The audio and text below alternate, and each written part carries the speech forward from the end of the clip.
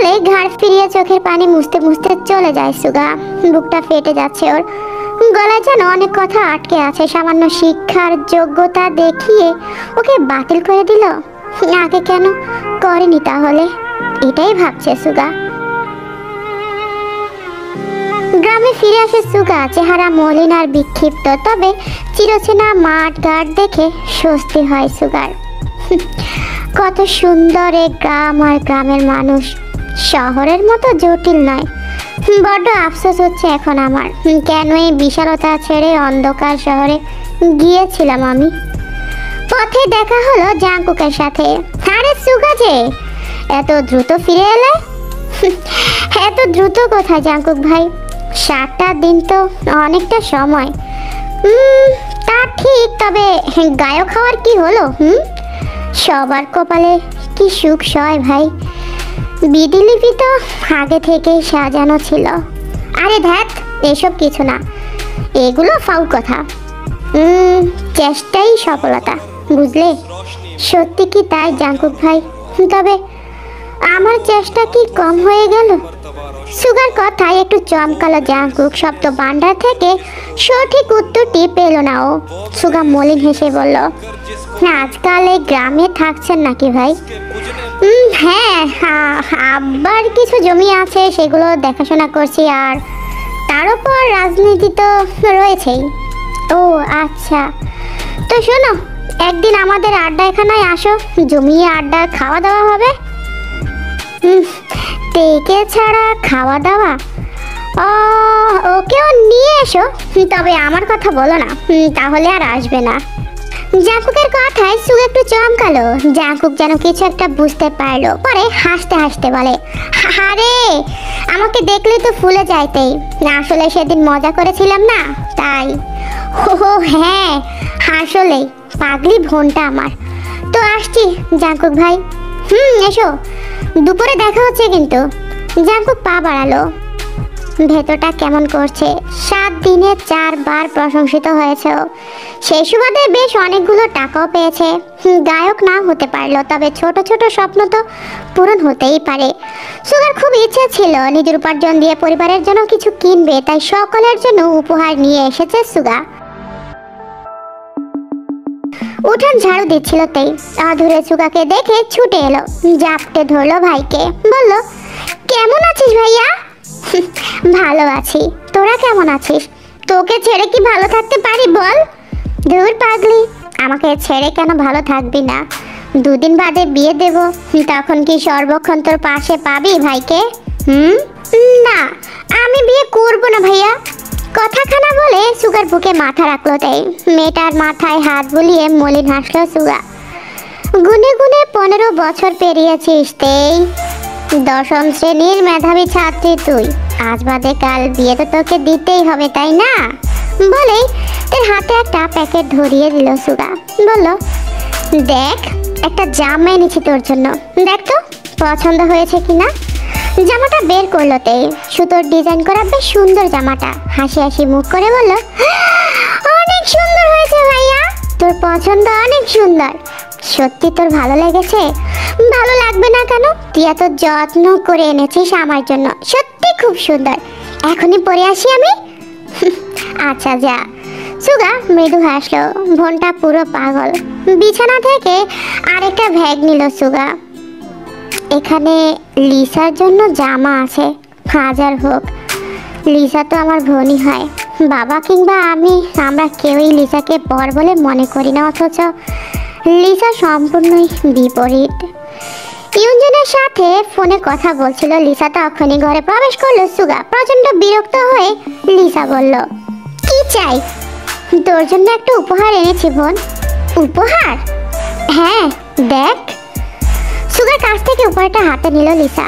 প্যাকেটটা খুলে বলল, তোর উপার্জিত টাকায় কেনা বুঝি? হ্যাঁ, পছন্দ হয়েছে তোর? জামার দিকে একটা পলক তাকালো লিসা। সুগার চোখে আগ্রহ। ছেলেটা ধারণাও করেনি এমনটা করবে লিসা। জামাটা সুগার মুখে ছুঁড়ে মারলো লিসা। সুগা যেন আকাশ থেকে পড়ছে। তোর মতো ফকিরের কেনার জিনিস আমি পরবো না, যা তো, যত সব ফালতু। সুগার বুকের বাপাশে মোচড় দিয়ে উঠল। প্রচন্ড কষ্ট হচ্ছে ওর। একে বুঝি সৎ বোন বলে, ভাইয়া ভাইয়া কোথায় তুই? তার কণ্ঠ কর্ণপাত হতে চোখ মুছল সুগা। আজকাল বড্ড বেশি আবেগী হয়ে যাচ্ছে ছেলেটা, কথায় কথায় চোখ দিয়ে নোনা জল ধারা নামে। তাই সুগার কাছে এসে বলল, দেখ তো আমি কেমন লাগছে। খুব সুন্দর লাগছে আমার বোনকে। দরুন হাসলো। তাই সুগা বলল, যা গোসল করে তৈরি হয়ে নে। কোথায় যাব? এক জায়গায় নিয়ে যাব তোকে। আমি এখন কোথাও যাব না ভাইয়া। আহা, বোন আমার এমনটা করে না। ঠিক আছে যাচ্ছি।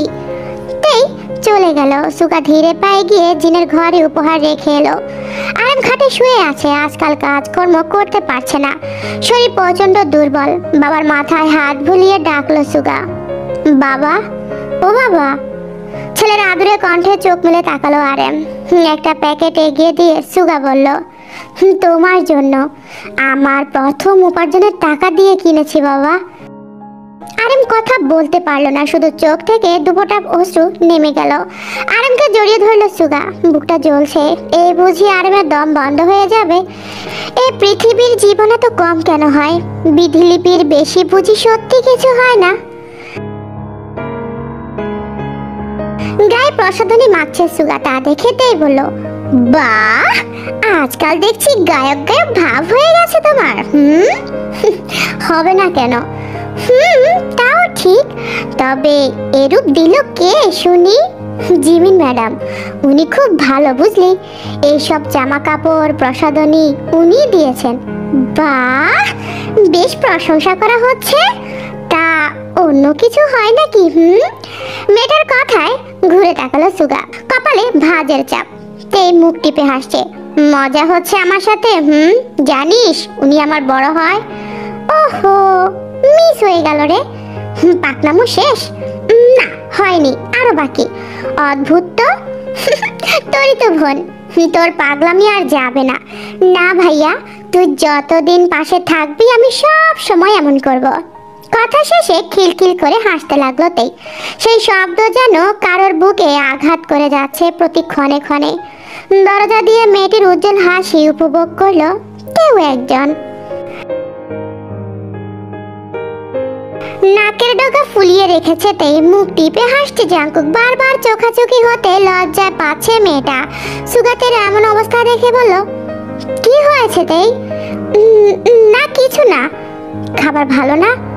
ভালো। খা তাহলে। খাবারে হাত দিল তেই। সুগা সকলের সাথে কথা বলছে আর খাবার খাচ্ছে। আলগোছে পাশে এলো জাঙ্কুক। সামান্য ঝুঁকে ফিসফিস করে তেইকে বলল, তুই শাড়ি পরিস না কেন তেই? শাড়ি পরার অভ্যাস করবি। জামাতে তোকে ছোট বাচ্চা বাচ্চা লাগে। খাবারের লোক মা মুখে তুললো। তেই জাঙ্কুক আবারও বলল, তোরে কিন্তু আমার ঘরের বউ বানাবো। তুই এই বুকে মাথা রেখে শুয়ে থাকবি, বুঝলি? ছেলেটার এমন কথায় কাশি উঠে গেল। তে চোখ ঘুরিয়ে তাকালো সুগা। জাঙ্কুক পানি এগিয়ে দিয়ে বলল, আহা, কি রে তেই, মন কোথায় রাখিস তোর? ঠিক করে খাবার খা। খাবার সামনে রেখে আকাশ কুসুম কল্পনা করা বন্ধ কর বোন। ঠিক করে খাবার খা।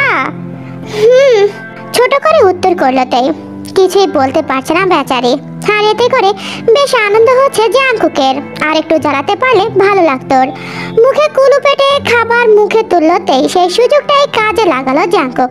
ঝড়ের গতিতে উঠে এসে তের গালে একটা চুমু খেলো। তেই নির্বাক হয়ে তাকিয়ে আছে জাঙ্কুকের দিকে। জাঙ্কুক দ্রুত উঠে গেল সেখান থেকে। বাইরে এসে লম্বা লম্বা শ্বাস ফেললো, যেন কলিজায় পানি নেই। খাবার খেয়ে আড্ডায় মজেছে সুগা। জাঙ্কুকের কিছু চেলা রয়েছে সেখানে, যাদের সাথে খেলাধুলা করতো সুগা। তাই ধীরে কণ্ঠে বলল, ভাইয়া আমি যাচ্ছি। যাবি? আচ্ছা তাহলে যা, সাবধানে যাস কিন্তু। মাথাটা নিচু করে যাচ্ছিল। তে ঠিক তখনই গাছের আড়াল থেকে তের হাত ধরে কাছে টেনে নেয় জাঙ্কুক। তের সাথে চোখে চোখ রাখতে লজ্জায় লাল নীল হতে থাকে। তেই প্রচন্ড প্রতিবাদী মেয়েটা যেন আজ বাকহীন হয়ে গেল। রাগ করিস না রে তেই, তোর রাগ অভিমান আমার সহ্য হয় না। বুকের মধ্যখানে কেমন যেন করে। ছাড়ুন আমায়। আমায় বিয়ে করবি? কেউ চলে আসবে জাঙ্কুক ভাই, কলঙ্ক লাগাবেন না গায়ে, দয়া করে ছাড়ুন। আগে বল, আমার বউ হবি? কেন কেন আপনার বউ হব? আমি তোরে ভালোবাসিতেই, দেখ আমি সব ছাইড়া দিছি, তোর জন্য শুদ্ধ ভাষায় কথা বলি, তুই যা যা পছন্দ করো সব করি, সবাইরে সাহায্য করি। এখন আমার বউ হবি না তুই? বল। না, হব না। কেন? রোজগার করেন, বিয়ের পর আমাকে খাওয়াবেন কি? আমার বাপের কম আছে? তুই খাওয়া পড়ার চিন্তা করিস কেন? আপনার বাবার আছে, তবে আপনার নেই। বাবার টাকা উড়ানো আমার পছন্দ নয়। আচ্ছা বুঝলাম, তবে কি আমি রোজগার করলে আমার বউ হবি? হব।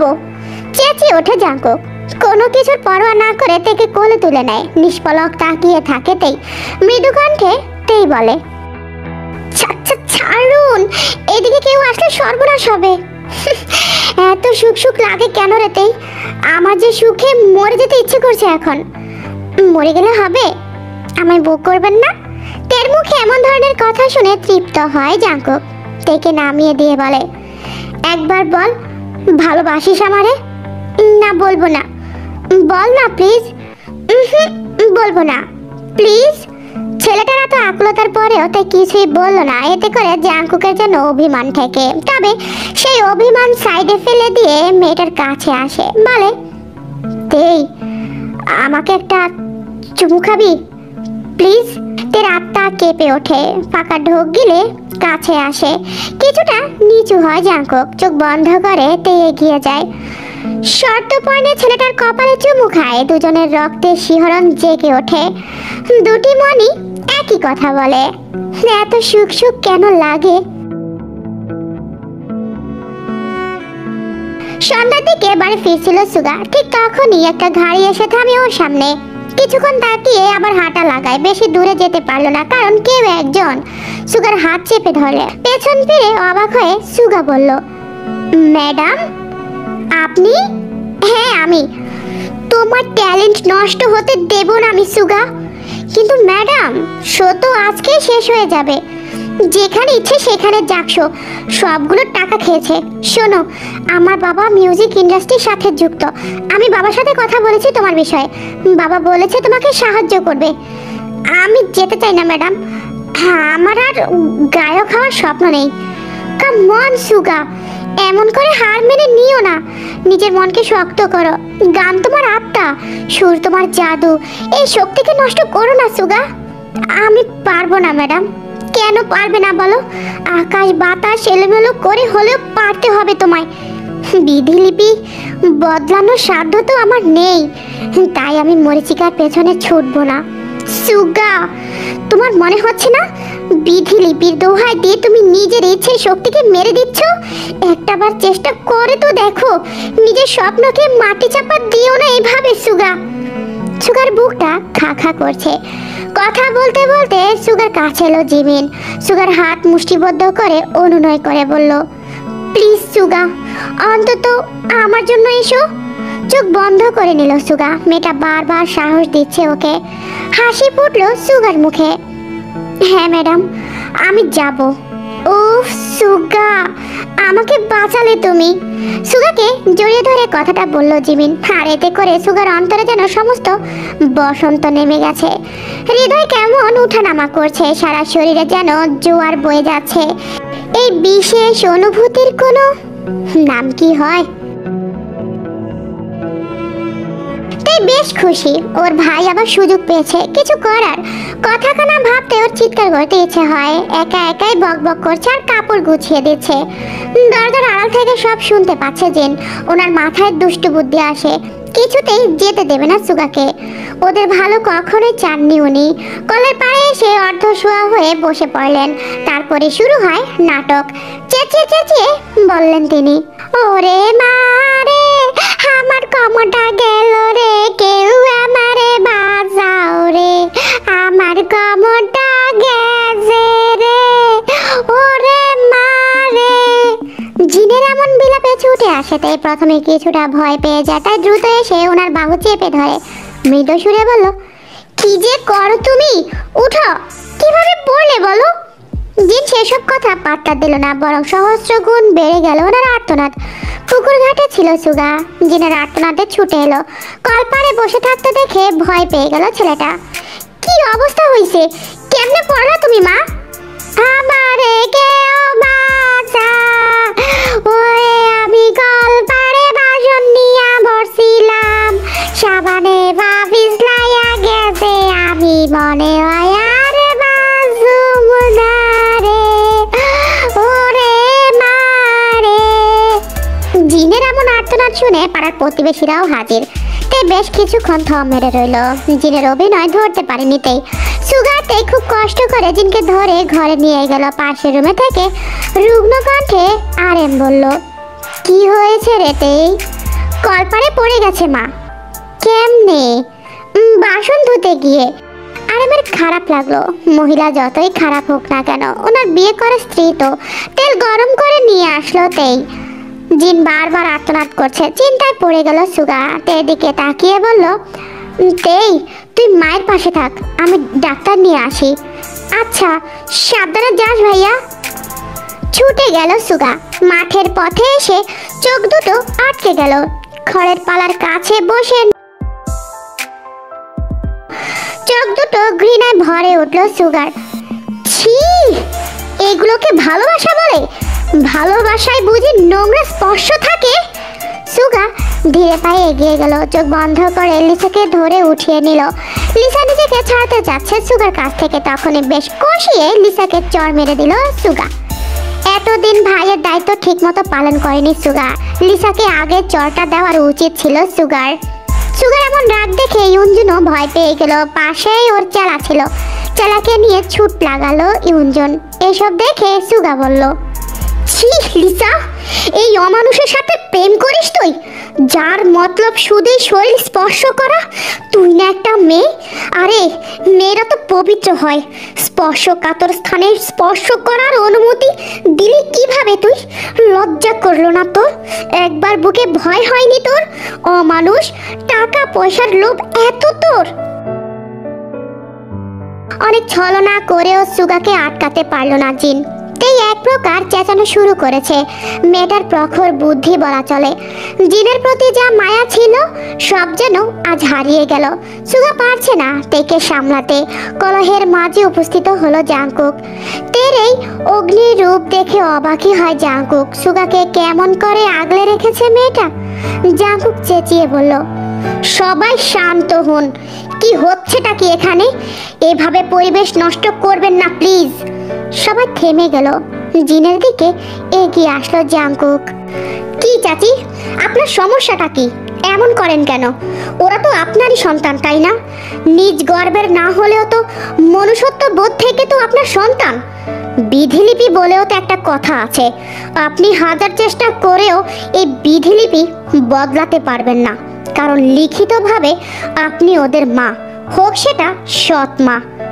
দেখো বাবা, কিছু বলার প্রয়োজন নেই চাচি। আমি শুধু আপনাকে বোঝালাম।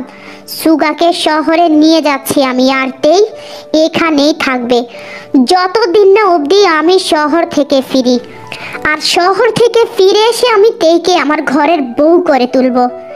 এতগুলো মানুষের সামনে আমার প্রস্তাবে তের বুকে ঝড় তুলে দেয়। মেয়েটা ওড়নার কোনা খামচে ধরে, যার কিছুই এড়ালো না জাংকুকের চোখে। সুগা জড়িয়ে ধরে জাংকুককে, তারপর বলল, ভাই তুমি তো আমার প্রাণটাই ফিরিয়ে দিলে, কিন্তু তেই? ওর মতামত জানার প্রয়োজন নেই আমার। আমার কথার দ্বিমত করবে না তেই। কিরে, করবি না কি তেই? সকলের সম্মুখে জাংকুকের এমন কথায় থমকে যায় তেই।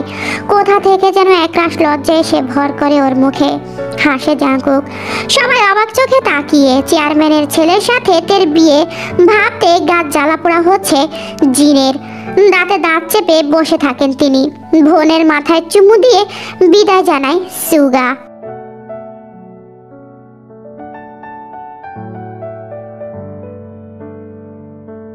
শহরে এসে জিমিনকে দেখতে পেল না সুগা, সেই কারণে কিছুটা মন খারাপ ওর। 3 দিন পর এলো জিমিন, চোখে মুখে প্রফুল্লতা। সুগা কিছু বলার পূর্বে সুগাকে জড়িয়ে ধরলো জিমিন। বুকের ভেতর ধক করে উঠল সুগার। আমি তো চিন্তায় পড়ে গিয়েছিলাম। ভেবেছিলাম তুমি আসবেই না। আমি 3 দিন আগেই এসেছি ম্যাডাম। হ্যাঁ জানি, চলো এখনই বাবার সাথে দেখা করাবো। জি আচ্ছা।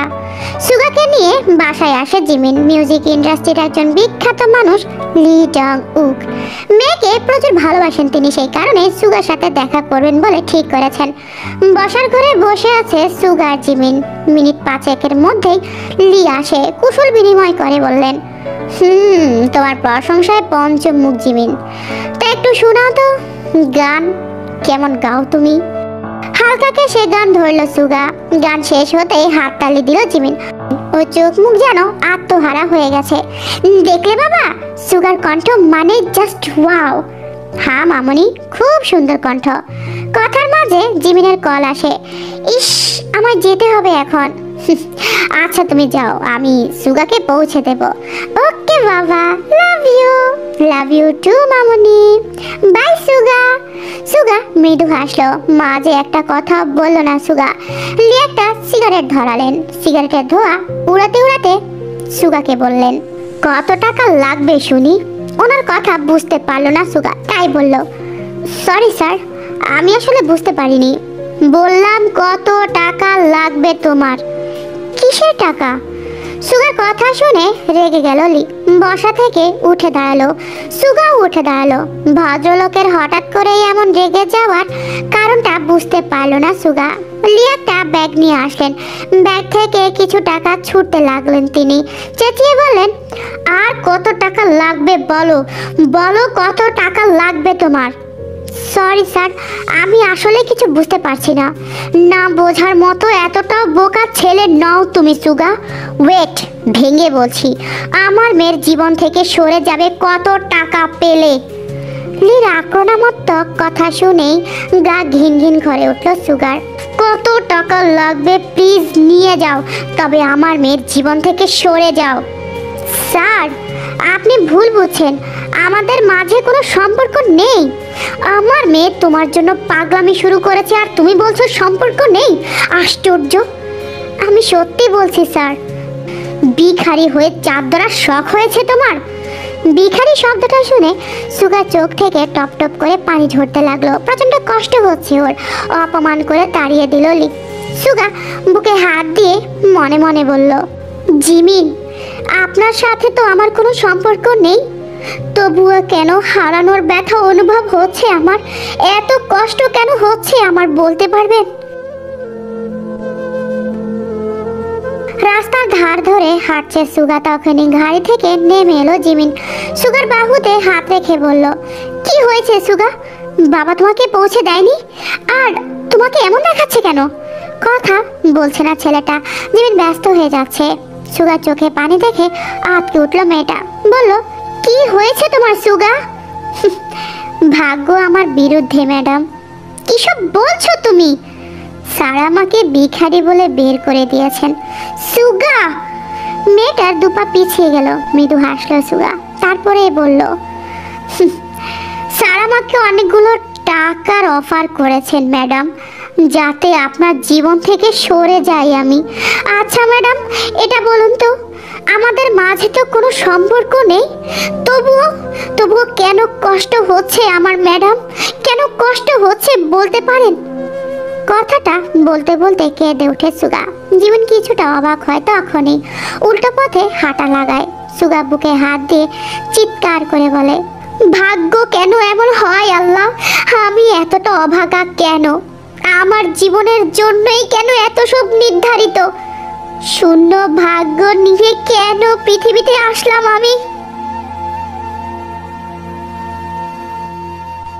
সুবিনের সাথে জিমিনের ঝগড়া হচ্ছে। জিমিন একটু আগে জানতে পেরেছে। সুগাকে শো থেকে বের করে দেওয়ার জন্য ফোর্স করেছে সুবিন। ছেলেটার উপর রেগে গেছে জিমিন। জিমিনের চোখ থেকে জল গড়ায়। সুগাকে আমার একদমই পছন্দ নয়, সেই কারণেই আমি সুগাকে বাতিল করেছি। অন্যায় করেছো তুমি সুবিন। শুধুমাত্র তোমার জন্য সুগার কাছ থেকে দূরে চলে এসেছি আমি। তুমি নিজেও জানো তোমার প্রতি আমার কোনো ফিলিংস নেই, তবুও ভেবেছিলাম একটাই তো জীবন, অতি সহজে পার করে দেব। কিন্তু তুমি ছি সুবিন। দেখো জিমিন, তোমার সাথে আমার বিয়ের কথা অনেক আগে থেকেই বলা হয়েছে, তাই তুমি এমনটা বলতে পারো না। Stop it, just stop it Subin. তোমার নোংরা মুখে আমি কিছুই শুনতে চাই না। আগেই তো বলেছিলাম আমার সময়ের প্রয়োজন, আমি হুট করে কাউকে বিয়ে করতে পারবো না, তাই এতদিন তোমার সাথে বন্ধুত্বের মতো মিশেছি। কিন্তু তুমি কি না, ছি, ঘৃণা হচ্ছে আমার তোমার মতো মানুষকে সুযোগ দেওয়ার জন্য। তুমি সুগার লাইফটা এভাবে নষ্ট করে দিলে সুবিন। ওহ কাম অন জিমিন, ওরকম একটা ভিখারির জন্য। হাত উঁচিয়ে সুবিনকে থামিয়ে দেয় জিমিন, চোখের পানি মুছে বলল, তোমার মুখ থেকে আর একটা কিছু শুনতে চাই না আমি। আর মনে রেখো, এই সুগাই একদিন মিউজিক ইন্ডাস্ট্রির কিং হবে, আর এর জন্য যা যা করা লাগে আমি সব করব। দেখি কি করে আটকাও তুমি আমায়। কথাটা শেষ করে হনহনিয়ে চলে যায় জিমিন। রাগে সুবিন নিজের ফোনটা ভেঙে ফেলে। সামান্য একটা ভিখারির জন্য আমাকে এইভাবে রিজেক্ট করলো জিমিন। আজই ফিরে যাবে সুগা। হাতে টাকা কম থাকায় ট্রেনে করে ফিরবে। প্ল্যাটফর্মে এসে টিকিট কিনে নিল। বেঞ্চে বসে গুনগুন করে গান গাইছিল সুগা। ঠিক সেই সময় কারো কণ্ঠ কানে এলো সুগার। ভালোবাসায় বয়স কোনো ম্যাটার হয় না সুগা। বিস্ফোরিত চোখে তাকালো সুগা। ঠিক এই মুহূর্তে সুগা জিমিনকে আশাই করেনি এখানে। মেয়েটার চেহারা কেমন মলিন, সে মাধুর্য যেন হারিয়ে গেছে। দম ফেললো জিমিন, আবার বলল, আমি একটি সিদ্ধান্ত গ্রহণ করেছি সুগা। ভাগ্যে তুমি আছো কিনা জানা নেই, তবে চেষ্টা তো করতেই পারি, তাই না? তুমি কি আমার সঙ্গ দিবে সুগা? ম্যাডাম আপনি? না সুগা, অন্য কোনো কথা না, আগে আমাকে উত্তর দাও। আমি সব ছেড়ে এসেছি শুধু তোমার জন্য, কষ্ট করে মিউজিক ইন্ডাস্ট্রিতে নিজেদের প্রতিষ্ঠিত করব বলে। কি পারবে না কষ্ট করতে বলো সুগা? সুগা চোখে জল, জিমিনও কাছে। এত সুখ আগে কখনোই অনুভব হয়নি সুগা আর জিমিনের। সুগার হাত ধরে কাঁদতে লাগলো জিমিন। মেয়েটার কান্না মাখা মুখে জড়িয়ে আছে প্রজ্ঞার মায়া, যে মায়াতে বহু পুরুষ বৃদ্ধ হতে রাজি। কেটে গেছে বেশ অনেকগুলো মাস। এই যন্ত্রণাদায়ক দিনগুলো সবাই বেশ পরিশ্রম করেছে। সুগার জিমিন অল্প দিনেই বেশ মাতিয়ে দিয়েছে মিউজিক ইন্ডাস্ট্রি। এর মাঝে বিয়ে সম্পূর্ণ করেছে তারা। সামান্য কিছু মাসের ব্যবধানে নিজের অনুভূতিকে ধামাচাপা দিতে পারেনি ছেলেটা নিজেও। জিমিন বয়সে কয়েক মাস বড় হলেও কাগজে কলমে আর ধর্মমতের সম্পর্কের ভিত্তিতে সুগা বড়। ভালোবাসার নতুন রং মেলে দুজনেই শুরু করেছে ছোট্ট সংসার। নিয়মিত কথা হয় তের সাথে। মেয়েটাকে শহরে নিয়ে আসতে চাইলো সুগা, কিন্তু তাই নাখোঁজ করেছে। বলেছে জাংকুক এসে ওকে ঘরে তুলবে, এর আগে কোথাও যাবে না সে। সুগা তাই জোর করেনি তেইকে। ইদানিং জিনো বেশ ভালো ব্যবহার করছে তের সাথে। সে মায়া থেকে মেয়েটা শহরে যায়নি। একটু আগে জাংকুক ফোন করেছিল, ছেলেটা বলল বিয়ের জন্য অনেক কিছু কিনে নিয়ে আসবে। তখন তের মুখখানা লজ্জায় লাল হয়ে গিয়েছিল। দীর্ঘদিন জাংকুকের সাথে দেখা হয় না। লিসা মেঝেতে বসে ফুলের মালা গাছে, সারাক্ষণ এটা সেটা করছে মেয়েটা। জিন বলল, কি রে এত মালা গাচ্ছিস কেন? দরকার আছে, যা ইচ্ছা তাই কর। জিনের কথায় মুখ বাঁকালো লিসা। ইউনজুন বলেছে আজ সেজে গুজে থাকতে, সন্ধ্যার দিকে বাসায় আসবে, সেই কারণেই এত আয়োজন ওর। সুন্দর লাল রঙের শাড়ি পরেছে জিমিন। ইদানিং ওয়েস্টার্নও পরে না, কারণ একটাই, সুগা পছন্দ করে না এসব। আয়নায় সুগাকে দেখে জিমিন বলল, সুগা আমাকে কেমন লাগছে? সুগা মৃদু হাসলো। তার মাঝে বেশ পরিবর্তন দেখা যায়। সুগা বলল, আমার বউ সব সময় সুন্দর। জিমিন ফেল ফেল করে যায়, তারপরে বলে, মজা করো না তো, প্লিজ বলো না কেমন লাগছে আমায়।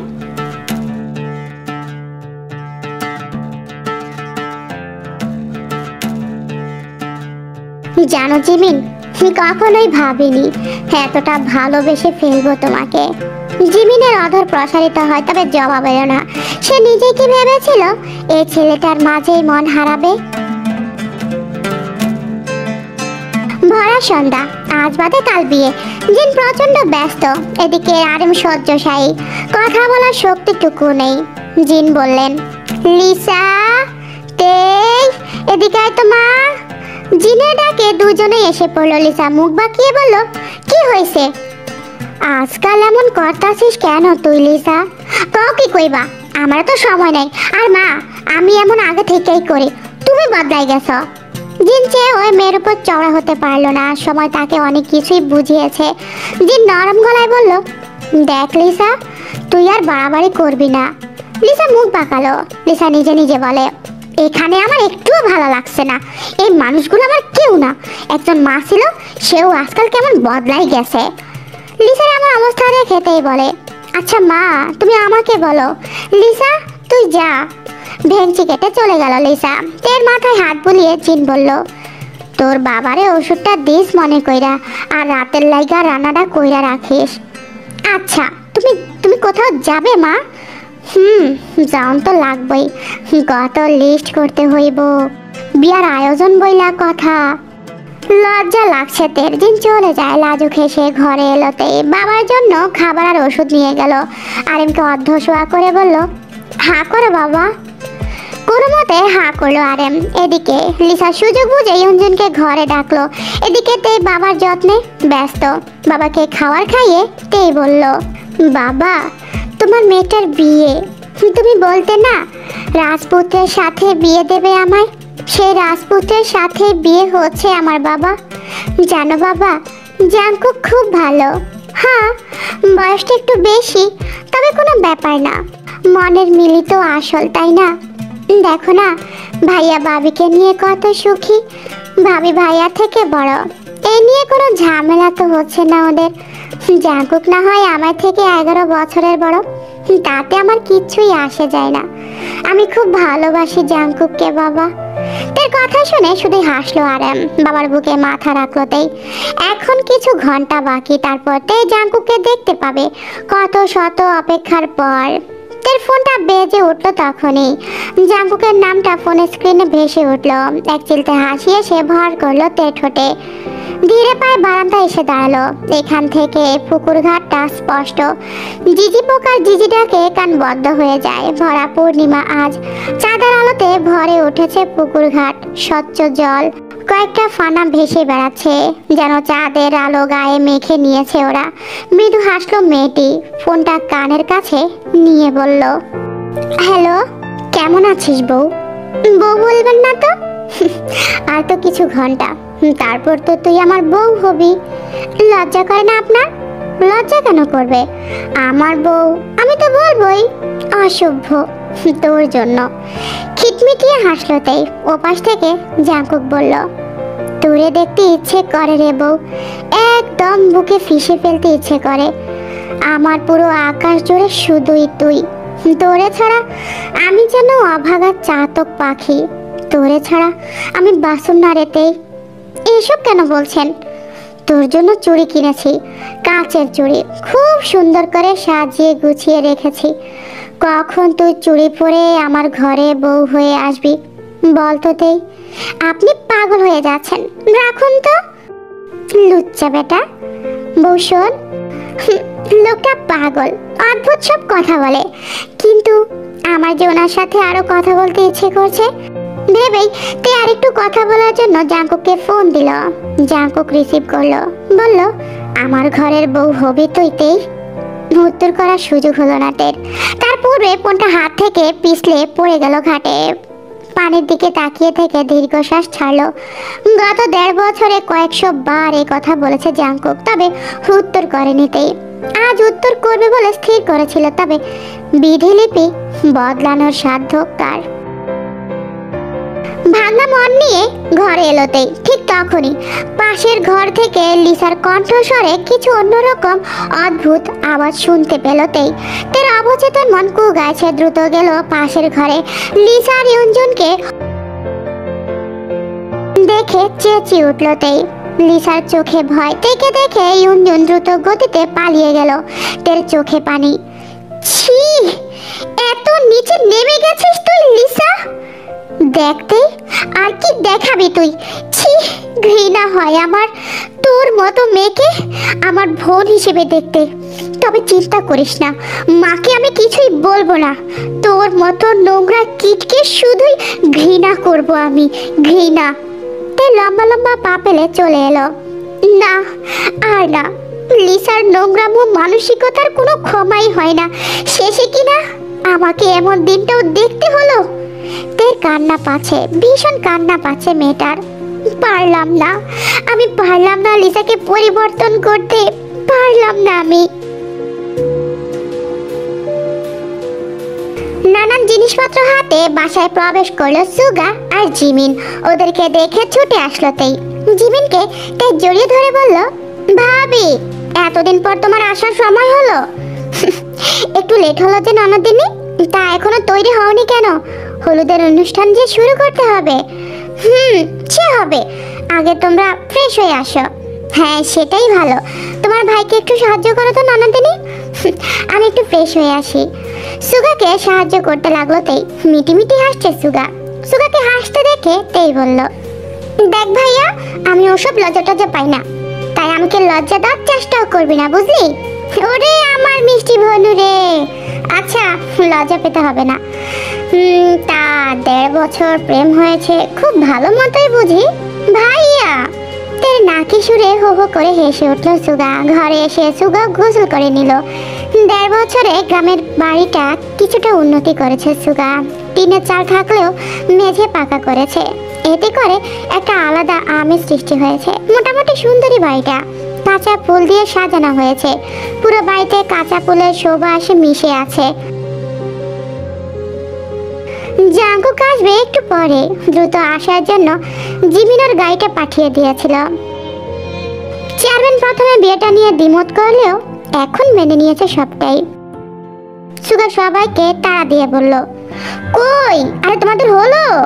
হ্যাঁ, হয়ে গেছে, একটু পরেই আসছি আমরা ননদিকে নিয়ে, তুমি যাও তো। তের গায়ে কাঁচা ফুলের গহনা ফুরিয়ে দিল জিমিন। বাঙালি বিয়েতে বাঙালি সাজে সুন্দর। মেয়েটা পর্ষা বর্ণের মুখে লজ্জা লাল আভা ছড়িয়ে আছে। তের কপালে চুমু খেলো জিমিন। বাহ, রূপ যেন উপচে পড়ছে আমার ননদিনীর গায়ে। আর আমার শ্যাম কন্যা ভাবে যেন এভাবে মায়াবতী থাকে সব সময়। অদ্ভুত হাসলো জিমিন। শ্যাম রং নিয়ে অনেকে মন খারাপ করে, অথচ জিমিনের কোনো মন খারাপ নেই, কারণ এই শ্যাম বর্ণ নিয়ে ওকে কখনোই কিছু বলার সুযোগ হয়নি কারোরই। উঠানে বসানো হলো তেইকে। মেয়েটার গায়ে কাঁচা ফুলের গন্ধ নাকে এসে লাগে। কি অপরূপ লাগছে ওকে। সৃষ্টিকর্তা যেন সমস্ত রূপ ওকেই দিয়েছে। সবাই হলুদ লাগাতে শুরু করলো। সুগা গান ধরলো। সুগার গানের মাঝে সুগার ফোনটা বাজতে লাগলো। বিরক্ত হলো সুগা, তারপরও গান চালিয়ে গেল। তবে বারবার কল হচ্ছে দেখে গান থামিয়ে ফোনটা রিসিভ করলো। সবাই হাসাহাসি করছে। থেকে লজ্জা দিতে যেন সকালে এখানে এসেছে আজ। হঠাৎ করে সুগার হাত থেকে ফোনটা পড়ে গেল। ছেলেটার দু চোখ বেয়ে পানির ধারা নেমেছে। সকলের দৃষ্টি সুগার দিকে। ধপ করে বসে পড়লো সুগা।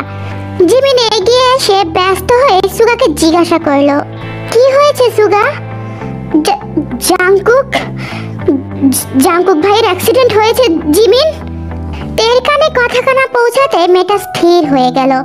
এক মুহূর্তে তের অনুভব হচ্ছে এই বিশাল পৃথিবীতে তেই একা, সম্পূর্ণই একা। কান্নাগুলো গলায় এসে আটকে গেছে। জ্ঞান হারালো মেয়েটা। 2 ঘন্টা পর জ্ঞান ফিরল তের। বিয়ের বাড়ি যেন আজ বিষাক্ত বেদনায় ছড়িয়ে আছে। সাদা কাপড়ে শুয়ে আছে জাঙ্কুক। কিছু লোক এসে একটা ব্যাগ রেখে গেল। ব্যাগের ভিতরে লাল বেনারসি, অনেকগুলো ভাঙা কাচের চুড়ি আর গহনা। এক পাশে অসম্পূর্ণ বেলি ফুলের মালাটা। জাঙ্কুক বলতো একদিন থেকে বুকে জড়িয়ে একটি বেলি ফুলের মালা সম্পূর্ণ করবে। বেলি ফুলটা হাতে নিয়ে ঠুকরে কেঁদে উঠল তেই। কাঁদতে কাঁদতে কাহিল অবস্থা মেয়েটির। সুগা কাছে আসতে সুগার শার্টটা খামচে ধরল তেই। বলল, ভাইয়া, আমার বিয়ে হবে না ভাইয়া, বল না আমার বিয়ে হবে না কখনো। উনি আমার সাথে কথা বলছে না কেন ভাইয়া? এই ভাইয়া বল না, উনি আমার সাথে কথা বলছে না কেন? আমি যে মরে যাবো ভাইয়া, ওনাকে ছাড়া আমি বাঁচবো না। ওনাকে এনে দে না ভাইয়া, ওনাকে এনে দে, আমি ওনাকে উনি উনি কেন কথা বলছেন না ভাইয়া? উনি কেন বলছেন না তেই তোকে আমার ঘরের বউ বানাবো? এই ভাইয়া বল না, উনি কথা বলছে না কেন ভাইয়া? জাঙ্কুক ভাই মারা গেছে তেই, উনি মারা গেছে তেই, উনি আর ফিরবে না। কথাটা শুনে তেই সুগার বুকে কিল ঘুষি দিতে লাগলো। সকলের চোখে জল, কাঁদছে প্রায় সকলে।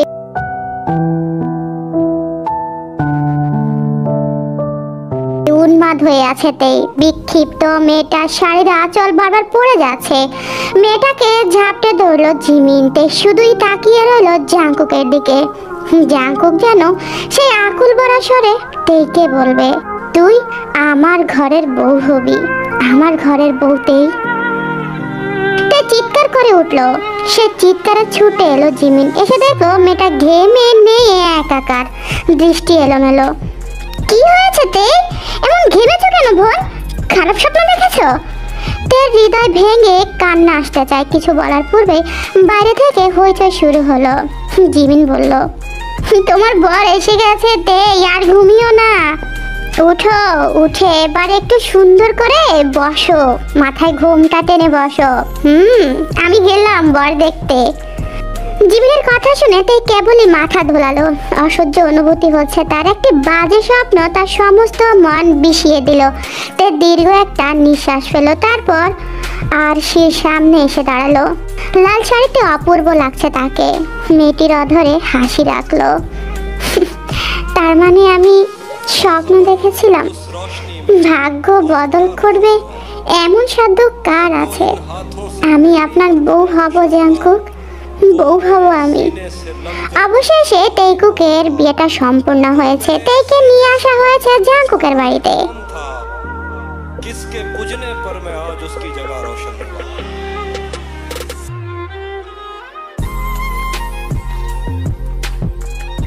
হ্যালো মিস, অবশেষে আজকে বেলি ফুলের মালার শেষ পর্বটা দিয়ে দিলাম।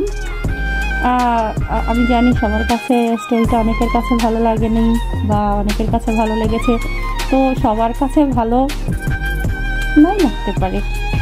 সবার স্টোরি, সবার কথাবার্তা, সবার স্টোরি বলার ধরন সবার মন মতো যে হতে হবে এমন কোনো কথা নেই। আমি জানি আমার স্টোরি এমন আছে যে অনেকের একজন ফেভারিট লাভার্সের লিস্টেও আমি আছি, আবার এমনও আছে যে অনেকের ফেভারিট বলতে ঘৃণার লিস্টেও আমি আছি। সো ওইটা নিয়ে আমার কখনোই কোনো মাথা ব্যথা নেই বা ওইটা নিয়ে আমি কখনো ভাবি না। হয়তো যখন একটু হেড কমেন্টস দেখি তখন খারাপ লাগে। তো তোমরা যারা হেড কমেন্টস করো তাদের জন্য একটা কথা বলবো। আমি তোমাদেরকে, যারা আমার কথাবার্তা ভালো লাগবে না, আমার ভিডিও দেখতে ভালো লাগবে না, তোমরা প্লিজ আমার চ্যানেলটা যদি তোমাদের ইউটিউবে ফর ইউতে আসেও নট ইন্টারেস্ট দিয়ে ওইটা কেটে দিও। দেখার দরকার নেই, ভিতরেও ঢোকার দরকার নেই, আমাকে দেখারও দরকার নেই, আমার স্টোরি শোনারও দরকার নাই, আমার কথা শোনারও কোনো দরকার নেই। কিন্তু যারা আমাকে ভালোবাসো অবশ্যই তোমরা আমাকে, আমার কথা অবশ্যই তোমাদের ভালো লাগে, স্টোরি ভালো লাগে, আমার কথাবার্তা ভালো লাগে দেখেই তো তোমরা আমাকে ভালোবাসো, তাই না? তো যারা আমাকে ভালোবাসো তাদের ভালোবাসা হলেই আমার চলবে, আমার বেশি কারো ভালোবাসার দরকার নেই। আর হচ্ছে যে ফেসবুকে আজকের পর্বের লাস্ট পর্বটা ফেসবুকে আমি আপলোড করে দিয়েছি। যাদের ফেসবুক নাই, যারা দেখতে পারবা না, আমি এক্সট্রিমলি সরি যে আমি ইউটিউবে অংশটুকু আমি আপলোড করতে পারি নাই, কারণ ইউটিউবে অনেক রুলস নিয়ম আছে, যার কারণে হয়তো আমি অংশটুকু আমি ফেসবুকে দিতে বাধ্য হয়েছি। এই তো আর কি। আর হ্যাঁ, তোমাদের জন্য মিয়া মোড়ের একটা পার্ট, জাস্ট একটা পার্ট আমি আপলোড করে দেব, জাস্ট তোমাদের ইন্টারেস্টটা বাড়ানোর জন্য, যে পরবর্তীতে কি হতে চলছে, পরবর্তীতে কি হবে, জাস্ট এইটার জন্য একটা পার্ট তোমাদের জন্য আমি আপলোড করে দেব, জাস্ট এতটুকুই। আর বাকিটুকু কবে দিব না দিব সেটাও পরে জানাই দেবো তোমাদেরকে। ফার্স্ট লাভটা কন্টিনিউ করব, পাশাপাশি উপন্যাস ও গল্পের সমাহার যেটা, ওইটার গল্পগুলো কন্টিনিউ করার চেষ্টা করব। অনেক কথা বলে ফেলছি। যাই হোক, আমার চুলের দিকে মনে হয় সাদা সাদা দেখা যায়। এই আমার চুল কিন্তু পাকে নেই, এটা লাইটিংয়ের কারণে এমন দেখায়। ঠিক আছে, আচ্ছা যাই হোক, আল্লাহ হাফেজ, ভালো থেকো সবাই।